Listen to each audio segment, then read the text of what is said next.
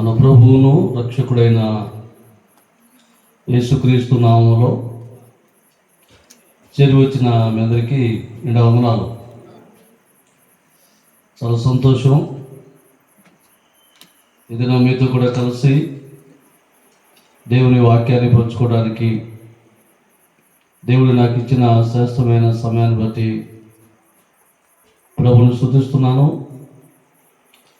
దోసకాలపల్లిలో దేవుని సేవ చేస్తున్న దేవుని దాసులకు, అలాగే స్థానిక సంఘానికి, వేదిక మీద ఉన్న నా కళ్ళ ముందున్న దేవుని సేవలందరికీ మరొకసారి మన ప్రభువును రక్షకుడైన యేసుక్రీస్తు నామములో నిండారుగా వందనాలు తెలియజేస్తూ ఉన్నాను. నేను చాలా కాలం క్రితం చాలాసార్లు ఇక్కడికి రావడం జరిగింది.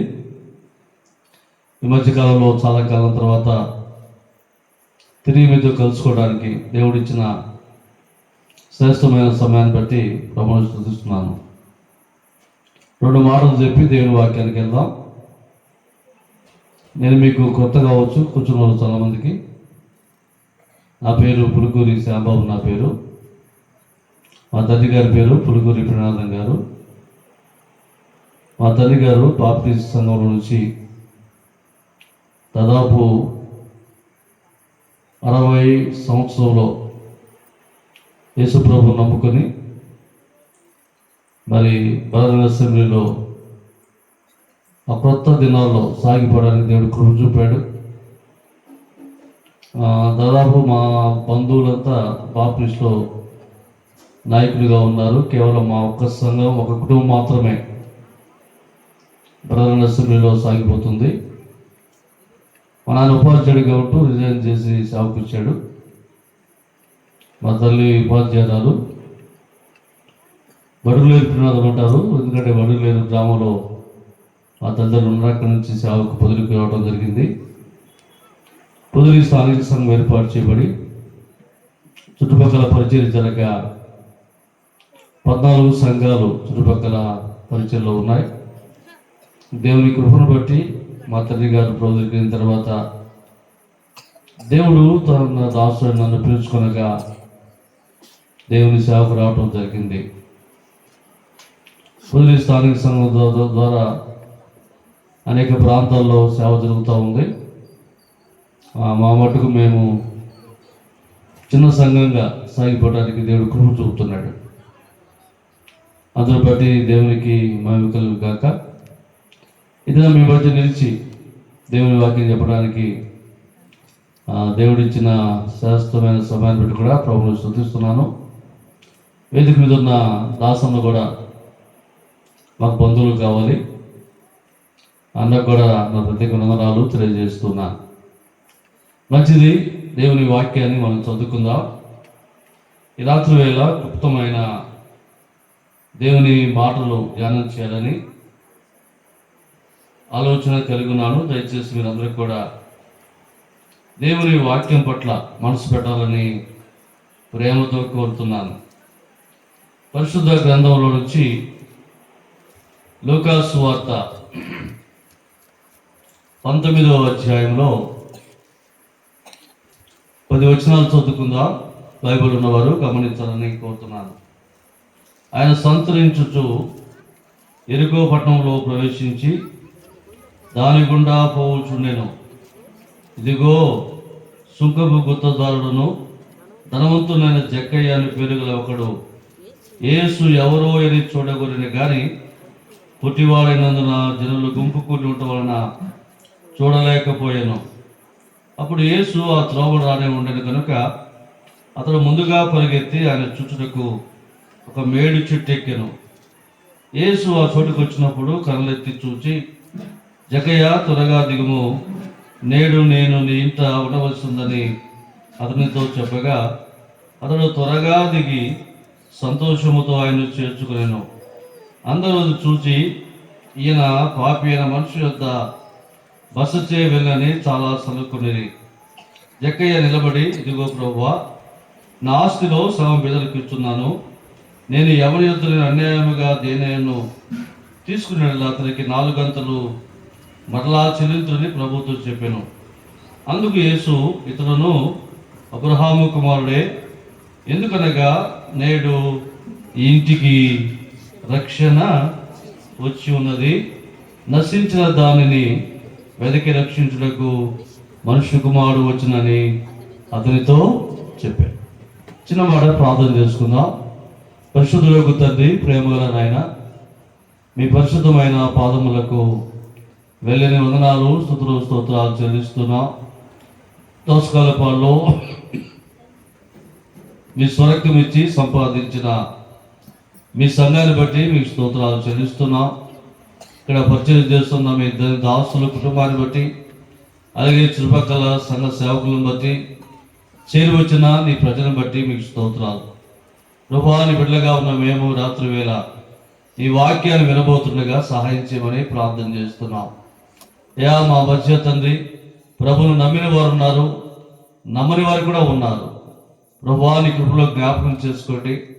ఈ రాత్రి తండ్రి కొన్ని ఆత్మలైన ప్రభువా మీరు పట్టుకోవటానికి, లేక ఈ వాక్యానికి లోబట్టడానికి నీ కృప దయచేయమని ప్రార్థన చేస్తున్నాం. ప్రభువా, మనుషుడు మాట్లాడితే ప్రయోజనం లేదు, కానీ మీరు మాట్లాడమని ప్రార్థన చేస్తున్నాం. చదవబడిన లేఖన భాగాన్ని దీవించండి, ఆశీర్వదించండి, అర్థవరీతిలో బోధించి మీరే మహిమ, ఘనత, ప్రభావం పొందుకున్నామని, గొప్పదగు మీ నామానికి మహిమ తెచ్చుకోమని మా రక్షకుడైన యేసుక్రీస్తు నామంలో స్తుతులు చెల్లించి దినులమై ప్రార్థన చేస్తూ ఉన్నాము తండ్రి, ఆమేన్. కృష్ణందు ప్రియమైన సహోదరి సోదరులారా, లూకా సువార్త 19వ అధ్యాయం మనం చదువుకున్నాం. చాలాసార్లు ఈ పత్రిక మనం చదువుకుని ఉంటాం, చాలాసార్లు వినుంటాం. లూకా సువార్తలో మనం గమనించినప్పుడు ధనవంతులు గురించిన వివరాలు మనకు కనబడతాయి. 12వ అధ్యాయంలో ఒక ధనవంతుడు ఉంటాడు, 16వ అధ్యాయంలో కూడా ఒక ధనవంతుడు ఉంటాడు, 19వ అధ్యాయంలో కూడా ఒక ధనవంతుడు ఉన్నాడు. వారి పేర్లు మనకు కనబడవు, కానీ అయితే ఇతని పేరు మాత్రం మనకు కనబడుతుంది. ఆ 2 గ్రంథాల్లో ఉన్న వారి పేరు కనబడదు. ఏమని రాస్తాడంటే ధనవంతుడు అనే మాట అక్కడ ఉపయోగించిన వాడిగా కనబడతాడు. అయితే 19వ అధ్యాయం మనం గమనించినప్పుడు ఇక్కడ రాయమన్న మాట గమనించినట్లయితే ఏమని రాస్తాడు? ఇక్కడ ధనవంతుడైన జక్కయ్య అనే మాట రాస్తున్నాడు. ధనవంతుడైన జక్కయ్య కనబడుతున్నాడు. ఈయన ఉద్యోగం ఏంటంటే సుంకపు గుత్తదారుడు అనే మాట చూస్తాం. మన భాషలో చెప్పుకోవాలంటే పన్నులు వసూలు చేసేవాడు. ఆ దినాల్లో పన్నులు వసూలు చేసే ఆ ఉద్యోగాన్ని పొందుకున్నవాడుగా కనబడతాడు. ఎలా వసూలు చేస్తాడంటే 10 రూపాయలు తీసుకోవాల్సిన చోట 30 రూపాయలు తీసుకుంటాడు. అంటే ఎక్కువగా అన్యాయపు స్థితిని పొందుకున్నవాడుగా కనబడుతూ ఉన్నాడు. అందుకే ఈ జక్కయ్యకు అంత గౌరవం లేదు, అంత విలువ లేని వాడిగా కనబడతాడు. ప్రజల చేత ద్వేషింపడిన వాడిగా కనబడతాడు. దానికి కారణం ఏంటంటే తన స్థితిని బట్టి జక్కయ్య ఎక్కువ ధనాన్ని లేకపోతే తీసుకోవాలి దానికంటే ఎక్కువ రేట్లు తీసుకోవడం వల్ల ప్రజలు అతన్ని ద్వేషించే వారిగా కనబడుతున్నారు. మనం గమనించినప్పుడు జక్కయ్య జీవితం చూద్దాం, చూడండి. 2వ వచనం, ఆయన సంచు నుంచి ఎరుక పట్టణం ప్రవేశించి దాని గుండా పోవచ్చుండెను. ఇదిగో సుంకపు గుత్తదారుడు ధనవంతుడైన జక్కయ్య అని పేరు గల ఒకడు యేసు ఎవరో చూడగోరెను అనే మాట జ్ఞాపకం చేశాడు. యేసు ప్రభువుని గురించి సంగతులు విన్నాడు, యేసు ప్రభు చేస్తున్న కార్యాలు తెలుసుకున్నాడు, ఆయన స్వస్థపరిచే దేవుడు అని తెలుసుకున్నాడు. అనేకులు చనిపోయిన వారు సైతము లేపబడిన సంగతి జక్క ఎరిగిన వాడుగా ఉన్నాడు. కానీ జక్కయ్య యేసును ఎప్పుడు కూడా చూచిన వాడు కాదు. ఆ దినం యేసు ప్రభు ఆ మార్గంలో వెళుతుండగా జక్కయ్య అనుకున్నాడు, ఈ దినం ఎలాగైనా సరే నేను యేసును చూడాలి, యేసు ఎవరో నేను తెలుసుకోవాలనుకున్నాడు. ఈ రాత్రి వేళ జక్కయ్య ఎలాగైనా సరే నేను యేసు ప్రభువును చూడాలనుకున్నాడు. కానీ గమనిస్తే యేసు ప్రభు వస్తున్నాడు అని చెప్పగలనే ప్రజలు తండోపతండాలు వచ్చారు. బాగలేని వాళ్ళు వచ్చారు స్వస్థపరచబడటానికి, చాలా మంది చూడడానికి వచ్చారు. ఆయన ఆశ్చర్యకారాలు గమనించడానికి మేటుగా ప్రాంతానికి ప్రభు వస్తూ ఉండగా, ఆ మార్గమున ప్రభు నడిచి వస్తుండగా యేసు ప్రభుతో శిష్యులు ఉన్నారు. అదే సమయంలో అనేక ప్రజలు యేసును చూడటానికి వస్తూ ఉండగా జక్కయ్యలో కూడా ఒక ఆలోచన కలిగింది. ఏమిటి ఆలోచన అంటే, ఈ దినం నేను యేసును చూడాలి, యేసు ఎవరో నేను చూడాలనుకున్నాడు. కానీ గమనిస్తే జక్కయ్య పొట్టివాడుగా కనబడుతున్నాడు. ఇంగ్లీష్ బైబిల్ రాశాడు, ఈజ్ ఏ షార్ట్ మ్యాన్ రాశాడు, చాలా పొట్టివాడు రాశాడు. పొట్టివాడుగా కనబడుతున్నాడు. అనుమానం వచ్చింది, ఇప్పుడు ఎలా చూడగలను? నా వల్లయ్యే పనేనా ఇది సాధ్యమేనా? ప్రజలు గుంపులు గుంపులుగా వచ్చారు, తండోపతండాలుగా వచ్చారు. కానీ మనసులో ఉన్న ఆశ ఏంటంటే, యేసు ఎవరో నేను తెలుసుకోవాలి. యేసును గురించి విన్నాడు, కానీ యేసును చూడలేదు. యేసు వస్తూ ఉండగా, యేసు మార్గంలో వస్తూ ఉండగా ఎలాగైనా సరే యేసు చూడాలనుకున్నాడు. కానీ తన పొట్టితనం ఆటంగా కనబడుతుండగా అనుకున్నాడు, ఎలాగైనా సరే ఇది నా ప్రభువు చూడాలి, లేక యేసుని చూడాలనుకున్నాడు. మేడు చెట్టు కనబడుతుంది, మేడు చెట్టు ఎక్కాడు. ఉన్నతమైన అధికారి ప్రజల ముందు కనబడుతున్నాడు, పొడివాడిగా కనబడుతున్నాడు. తన ఆలోచన ఏంటంటే, ఎలాగైనా సరే నేను యేసు ప్రభును ఈ దినం చూడాలి. అందుకే తెగబడి ఏం చేశాడంటే, అందరూ చూస్తున్నా సిగ్గుపడక భయపడక ధైర్యంగా చెట్టెక్కి కూర్చున్నాడు. ఆయన అనుకున్నాడు, ప్రభు ఈ మార్గంలో పోతూ ఉంటాడు, నేను చెడు పైన ఉన్నాను. ఆ మార్గంలో ప్రభును పోతూ ఉండగా ప్రభును తేటగా చూడవచ్చు అనుకున్నాడు.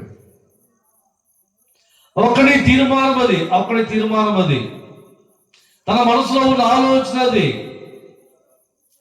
ఆలోచన ప్రకారం చెట్టుకి కూర్చున్నవాడుగా కనబడుతున్నాడు.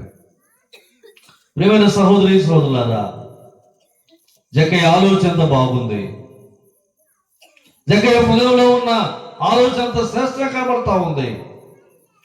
ఎలాగైనా సరే ఈ దినం యేసు ప్రభువుని చూడాలి. ఆటంకాలు లేవా? ఉన్నాయి. తన స్థితి బాగలేదు, అయినా సరే ప్రభుని చూడాలనుకున్నాడు. వేడి చెట్టుకి కూర్చున్నాడు.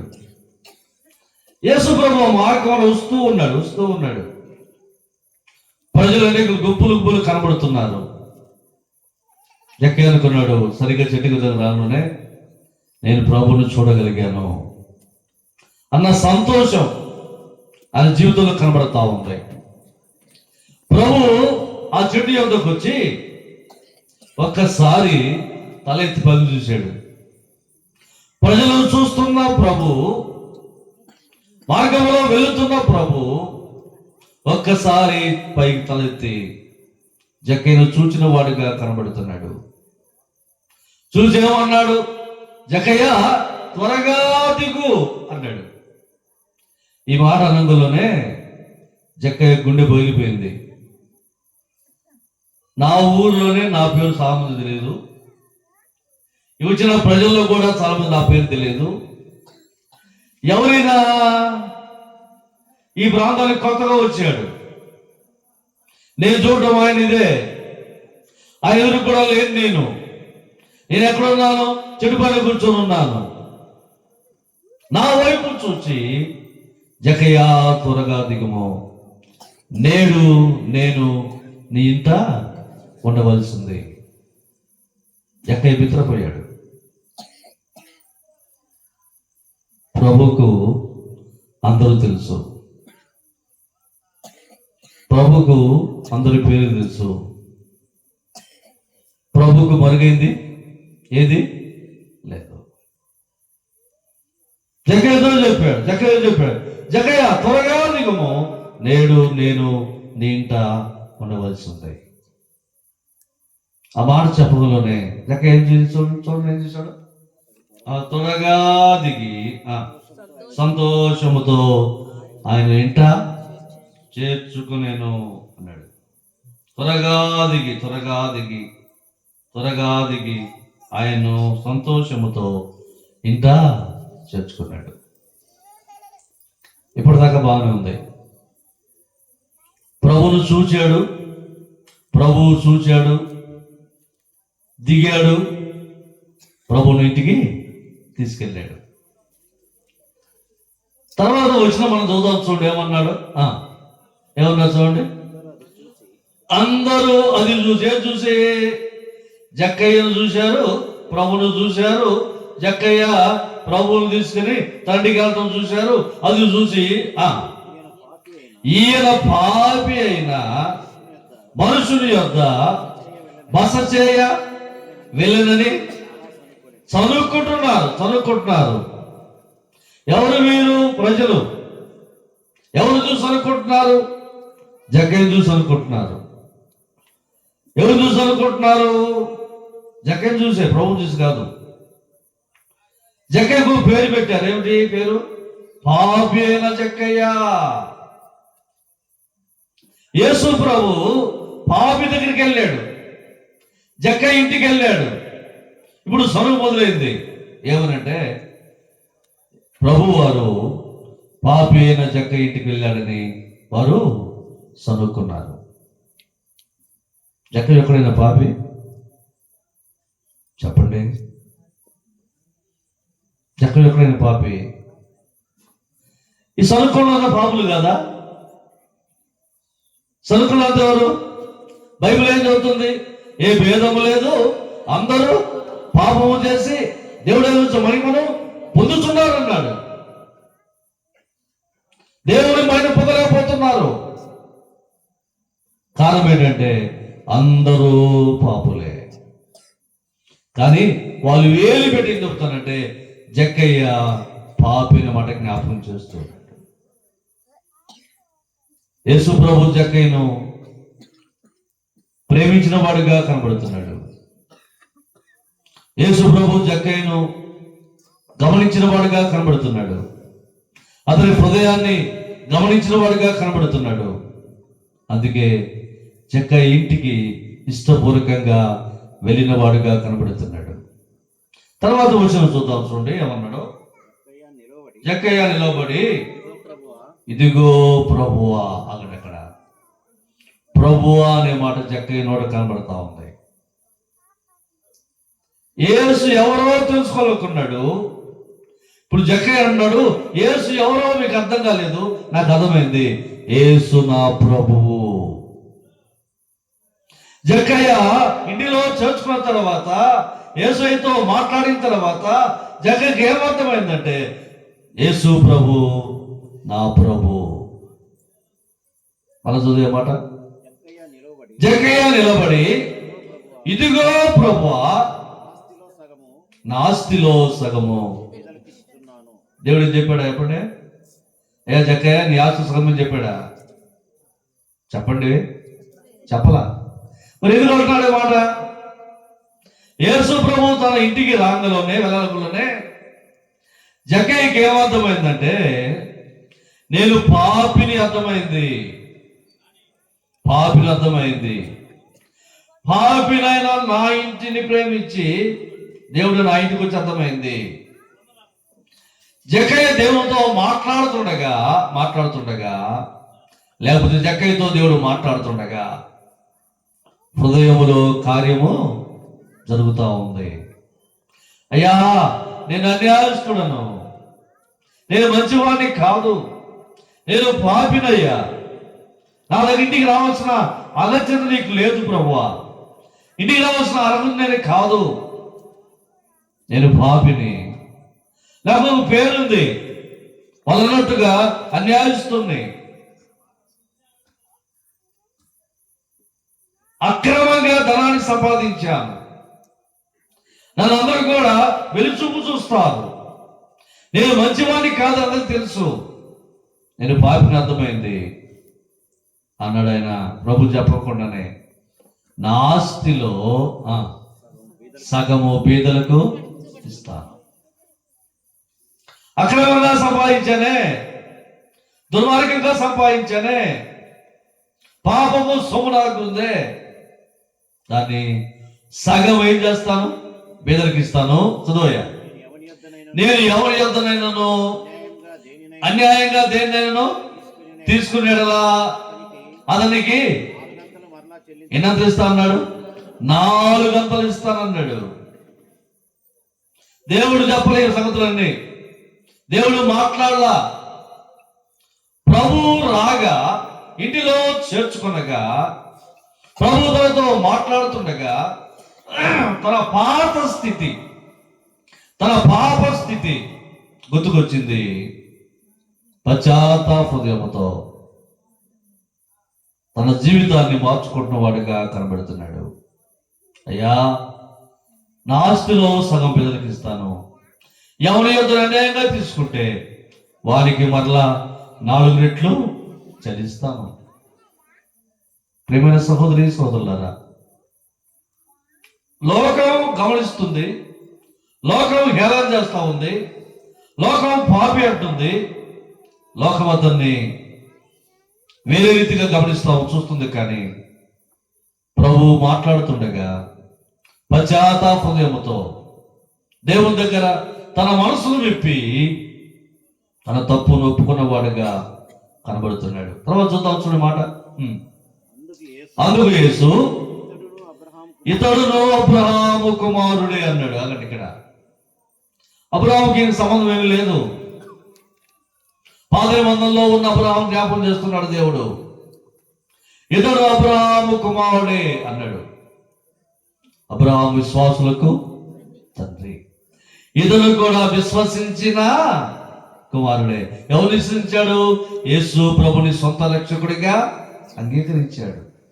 యేసు ప్రభుని నమ్ముకున్నాడు, తన పాపాన్ని ఒప్పుకున్నాడు, తన స్థితి అంతా దేవుడికి చెప్పుకున్నాడు.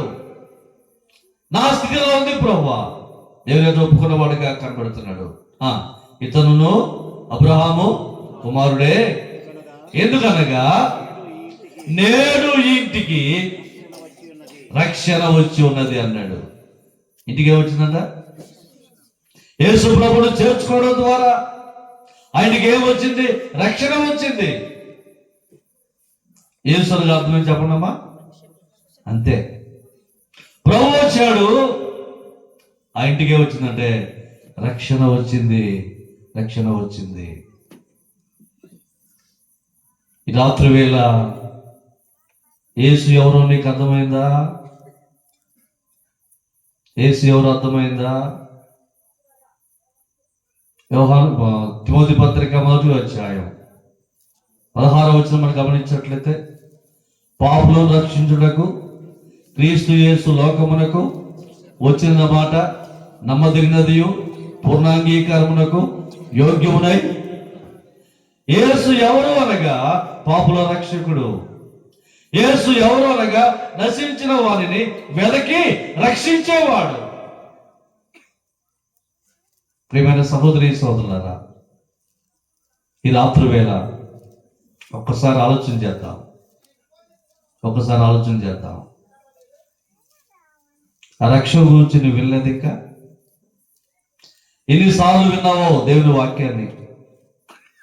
ఎన్నిసార్లు దేవుని సువార్త ఈ గ్రామంలో వినిపించబడిందో? ఎన్నిసార్లు ఆ దేవుని వాక్యం నీ హృదయంలో పనిచేసిందో? నమ్ముకున్నావా యేసు ప్రభును? జక్కయ్య ఒకే ఒక్కసారి యేసు ప్రభువును చూశాడు, ఆయన మాటలు విన్నాడు, ఆయనకు తన హృదయాన్ని అర్పించిన వాడిగా కనబడుతున్నాడు. సంతోషంగా వెళ్ళాడు, ఆయన కోరిక నెరవేర్చుకున్నాడు. ఏమిటా కోరిక అంటే యేసు ఎవరినో చూడాలి అనుకున్నాడు. కానీ యేసు అన్నాడు, నన్ను చూడటం కాదు, నేను నీ ఇంటికి వస్తున్నాను, నీతో సహవాసం చేస్తాను, నీతో కలిసి ఉంటాను, నేనుండే స్థలంలో నువ్వు కూడా ఉంటావు, అలాగైతే ప్రియమైన సహోదరి సహోదరులారా, కూర్చున్న మనం ఆలోచన చేద్దాం. ఒక దినం నేను కూడా యేసు ఎవరో తెలుసుకున్నాను. ఆయన నా రక్షకుడని తెలుసుకున్నాను. నా కోసం ప్రాణం పెట్టిన దేవుడు తెలుసుకున్నాను. నా కోసం పరలోకాన్ని విడిచిపెట్టి భూలోకానికి వచ్చిన దేవుడిని తెలుసుకున్నాను. నా కోసం కలవరి సిలువలో తన ప్రాణాన్ని బలిగా అర్పించిన వాడే తెలుసుకున్నాను. దేవుని వాక్యం నాతో మాట్లాడుతుండగా, యేసు రక్తము ప్రతి పాపం నుండి మనల్ని బయటపరుస్తుంది అనే మాట నాకు వినబడగా, అయ్యా నేను పాపిని, నా పాపాలు క్షమించమని ప్రభు అడిగితే ప్రభు నా పాపాలన్నీ క్షమించాడు. నా హృదయంలో యేసు ఉన్నాడు. నా హృదయం అనే ఇంటిలో యేసు ఉంచాడు. నా పాపాలన్నీ క్షమించిన వాడిగా కనబడుతున్నాడు. దేవుడు అన్నాడు, నువ్వు నా కుమారుడివి. యోహాను సువార్త 1:14 తన్ను ఎందరు అంగీకరించినో అనగా తన నామమున విశ్వాసం ఉంచు వారికి దేవుని పిల్లలయ్యే అధికారం దేవుడిచ్చాడు. అధికారం దేవుడిచ్చాడు. దేవుని కుమారుడుగా స్వీకరించబడ్డాను. ఆయన బిడ్డగా స్వీకరించబడ్డాను. ఆయన గ్రంథంలో నా పేరు రాయబడింది. నేను చనిపోయినా ఆయన వచ్చినా కూడా ఎక్కడ ఉంటానంటే పరలోకంలో ఉంటాను. అయితే రాత్రి వేళ కూర్చున్నా నీవు, నీ స్థితి ఏమిటి? ప్రభుని నమ్ముకున్నావా? ప్రభుని నమ్ముకున్నావా? ఆలోచన చేద్దాం. జగ్గయ్య ప్రభుని నమ్ముకున్నాడు. తన జీవితాన్ని మార్చుకున్నాడు. తన బ్రతుకును మార్చుకున్నాడు. తన నడవడికను మార్చుకున్నాడు. యేసుతో సంబంధం కలిగి జీవించేవాడిగా కనబడుతుండగా, నీ సంవత్సరాలు ఇంకా ప్రభుని నమ్ముకోకుండా దేవుని స్వార్థ వింటూ కూడా తోసివేస్తా ఉంటే దేవుడు ఒప్పుకోడు. మరొక సందర్భం మీకు జ్ఞాపకం చేసిన ముగిస్తాను. లూకాసు వార్తలో చూడండి. లూకాసు వార్త 16వ అధ్యాయం మనం గమనించినట్లయితే, నేను చదవట్లేదు, ఒక జ్ఞాపకం చేసి దాడి వెళ్ళిపోతాను. ఈ అధ్యాయంలో కూడా ధనవంతుడు కనబడతాడు. అందరికి తెలిసిన సంగతే. లాజరు కనబడతాడు.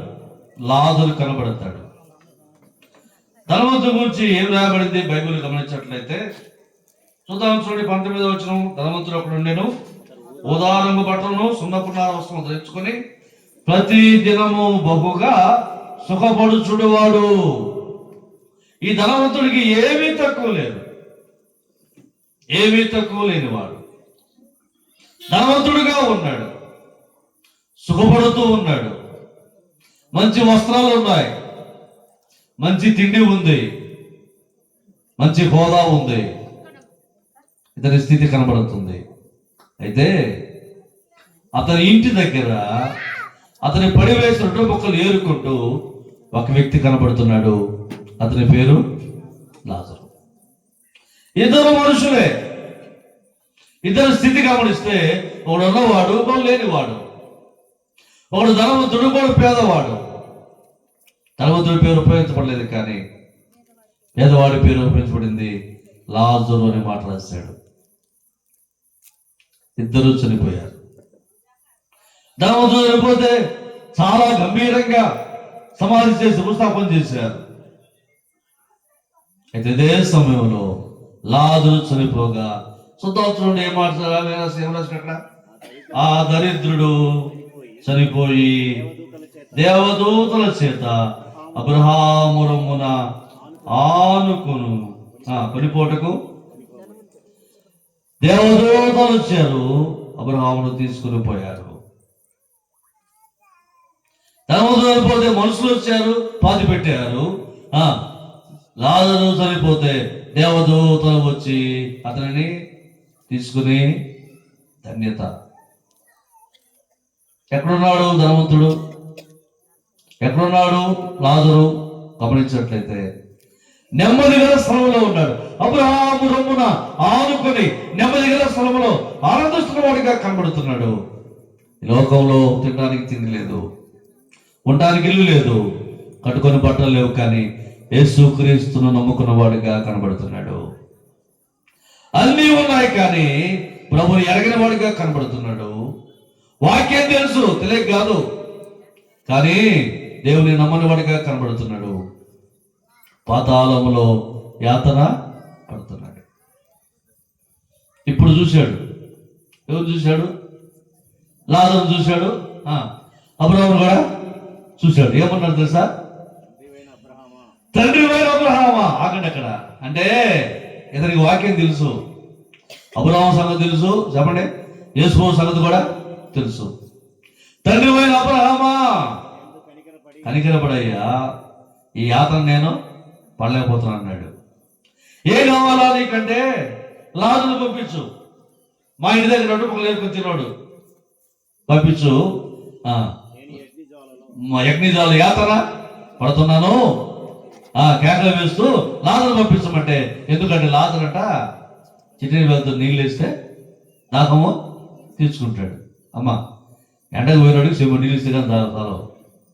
వీడు ఏడున్నాడు? ఇప్పుడు అగ్ని జ్వాలలో యాతన పడుతున్నాడు, చిటికిన నీటి కోసం ఎదురు చూస్తున్నాడు.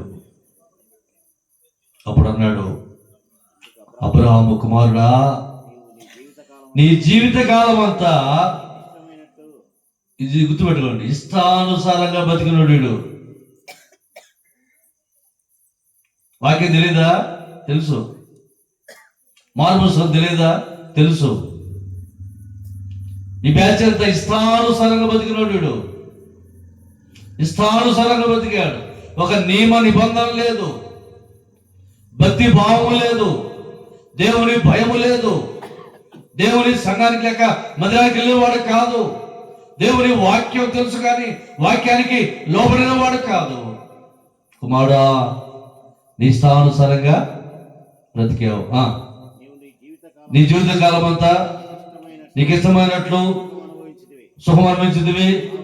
కావుననే లాజరు కష్టం అనుభవించను, జ్ఞాపకం చేసుకున్నాము, ఇప్పుడైతే నెమ్మది పొందుతున్నాడు.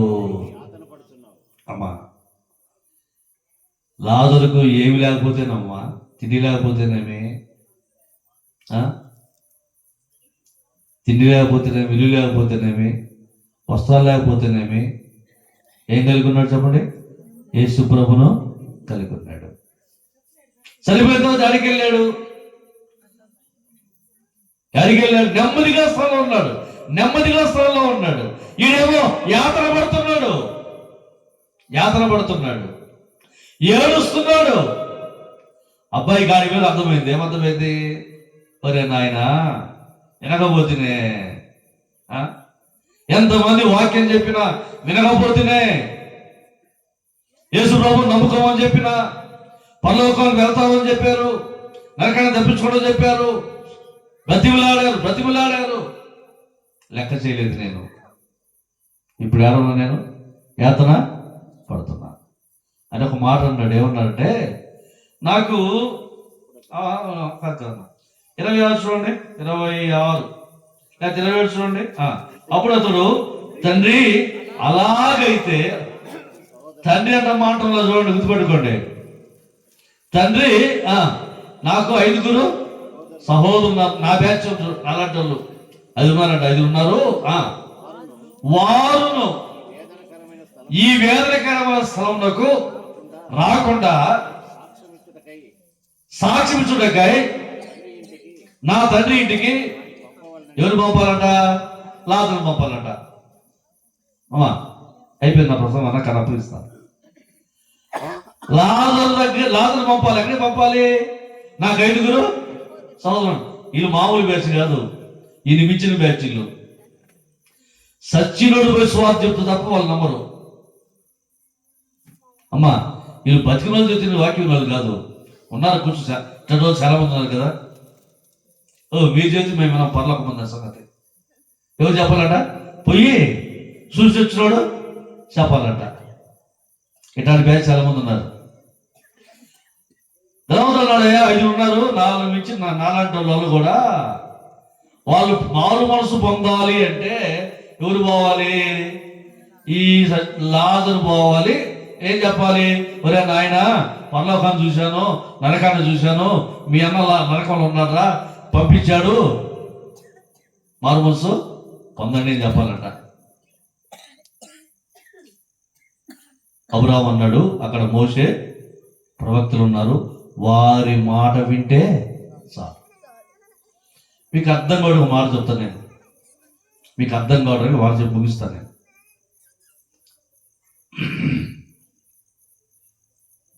నేనే ఉన్నా ఈ రాత్రి సువార్త చెప్పి నేను మా ఊరు వెళ్ళాను. మా ఊరు వెళ్ళిన తర్వాత మీలాంటి వాళ్ళు వాక్యం విని దేవుని నమ్ముకోకుండా చనిపోయారు. చనిపోతే నాలాంటి దేవుడు నన్ను కూడా పిలుచుకున్నాడు. నేను చచ్చిపోయాను, మీ ఊరు కూడా చచ్చిపోయారు. అది అయిపోయిన తర్వాత నన్ను చూసి దేవుడితో అన్నాడంట ఆయన, ఈ ఊరైనా, అయ్యా మీ పేరు చెప్పుకుంటే నా పేరు చెప్పుకుంటాను, మరి కంగారు పడిపోకండి, సావడి సామది భయం కదా, అందుకని నేను మీ పేరు చెప్పుకుంటా, మీ సంఘ సేవడి పేరు చెప్పుకుంటా, నా పేరు చెప్పుకుంటున్నా అన్నారంటయ్యా. ఆ శాంబాబుని మళ్ళా పంపించాయి మా ఊరికి. పంపిస్తే మా ఊరు వెళ్ళి మా వాళ్ళకందరికి వాక్యం చెప్తాడు. మా బ్యాచ్ అంతా సచ్చినోడు బ్రతికి వచ్చి ఏం చెప్పాలా? దేవుని వాక్యమో చెప్పాలి. ఏం చెప్పాలా? నరకం చెప్పాలి, పర్లకం చెప్పాలి. అంటే దేవుడు నాలాంటి రే పోరా శాంబాబు పోరా, ఆ ఊరు పోరా, వాక్యం చెప్పరా అన్నంట. సరే అందరూ ఉన్నప్పుడు పోదాము అని స్త్రీలు బాగా పొలంలో పని చేసుకుంటారు, నాటుకుంటున్నారు అనుకోండి.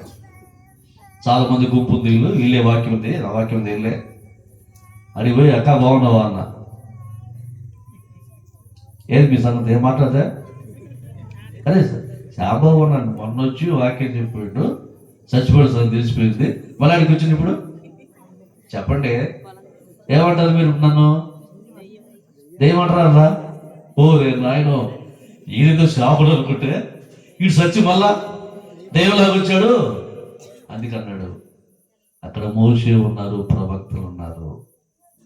ప్రియమైన సహోదరి సహోదరులారా, మీకు వాక్యాన్ని బోధించే దేవుని బిడ్డలు ఉన్నారు. వారి మాట వింటావా? వారి మాట వింటావా?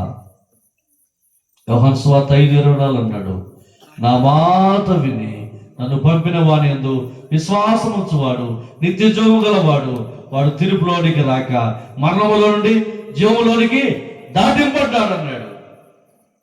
దేవుని మాట వింటావా? ఆయన అన్నాడు, బొద్దిగంత నివాసులారా, నా వైపు చూసి రక్షణ, నా వైపు చూడండి, నా చేతులు చూడండి. చాచిన చేతులతో ప్రభు పిలుస్తున్నాడు. నా చేతులు చూడండి, నన్ను చూడండి. మీకోసమే పరలోకం విడిచిపెట్టి భూలోకానికి వచ్చాను. మీకోసమే 33 సంవత్సరాలు లోకంలో జీవించాను. అనేక అద్భుత ఆశ్చర్యకరాలు చేశాను. మీకోసమే ఏ పాపము లేని ప్రియ ప్రభు పాపిగా మార్చబడ్డాడు. మీకోసమే కలువరి శిలువలో నా ప్రాణాన్ని త్యాగం చేశాను. అన్యాయపు తీర్పు పొందాను, అవమానపరచబడ్డాను, ముఖం మీద ఉమ్మేయించుకున్నాను, పిడిగుద్దులు తిన్నాను, 3 బ్రేకుల మధ్య వేలాడాను, నా రక్తమంతా కాచాను. ప్రాణం పెట్టిన ప్రభు ఈ పాపాలు కడగటానికి. పాపం ఎందుకు వచ్చిందమ్మా? ఆజ్ఞాతిక్రమే పాపం. పాపాలు తీసివేయడానికి దేవాది దేవుడే మానవుగా జన్మించి పాపి కోసం ప్రాణం పెట్టి రక్తం కాల్చి రక్షణ ఇస్తే నమ్ముకోవా యేసు ప్రభును? ప్రభు పిలుస్తున్నాడు. నా చేతులు చూడండి, నన్ను గమనించండి, నా ప్రేమను చూడండి. ఆయన చాచిన చేతులతో పిలుస్తుండగా యేసు ప్రభు నమ్ముకుంటావా? నమ్ముకునే పరలోక రాజ్యం, నమ్మకపోతే నిత్య నరకం, అగ్ని ఆరదు, పురుగు ఒక మాట చెప్పి ముగిస్తాను. అగ్ని గంధకముల మండు గుండములో యాతన పడతారు. ఈ రాత్రి వేళ ఇంకా యేసు ప్రభు నమ్ముకోకపోతే ఇదే అనుకూల సమయం, ఇదే రక్షణ దినం. రేపు నీది కాదు. ఎంతకాలం పోతావో నీకు తెలియదు, ఎప్పుడు చనిపోతావో నీకు తెలియదు, ప్రభు ఎప్పుడు వస్తావో నీకు తెలియదు. ఆయన రాకడకు సూచనలు కనబడుతున్నాయి. ఉదయకాలం పేపర్ చూస్తే ఒక మినిస్టర్ ఢిల్లీకి వచ్చి మీటింగ్ చూసుకొని విమానంలో పోతా ఉంటే ఏమయ్యాడు చెప్పండి? అనుకున్నాడా